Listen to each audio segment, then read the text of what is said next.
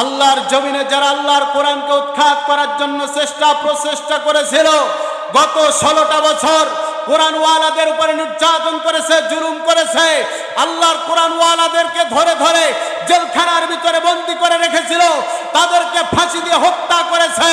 আমরা স্পষ্টভাবে বলতে চাই, আবার যদি নতুন করে স্বৈরাচার কোন ওলামায়ে কিরামদের উপরে চোখ রাঙানোর সাহস করে, বাংলার 18 কোটি মুসলমান তাদের চোখ উপড়ে ফেলবে। কথা বলেন ঠিক কিনা?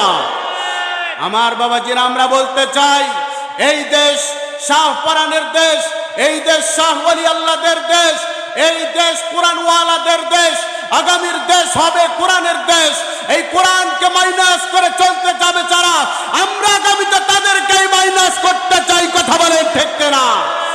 এই ওসমান হাদি ভাইকে যারা অন্যায়ভাবে গুলি করলো, আজকে ওসমান হাদি ভাই হসপিটালে শোয়া। আমার বাবাজিরা, তার দোষ কি, তার অপরাধ কি? জালিমরা এটা জেনে গেছে স্পষ্টভাবে, ওসমান হাদি যদি জয়ী হয়, ওসমান হাদি যদি এমপি হয়ে যায়, তাহলে ওসমান হাদি হলো কোরআনের পক্ষের লোক, আর যারা কোরআনের বিপক্ষের লোক তাদেরকে ধরে ফেলবে ওসমান হাদি। কথা বলেন ঠিক কিনা?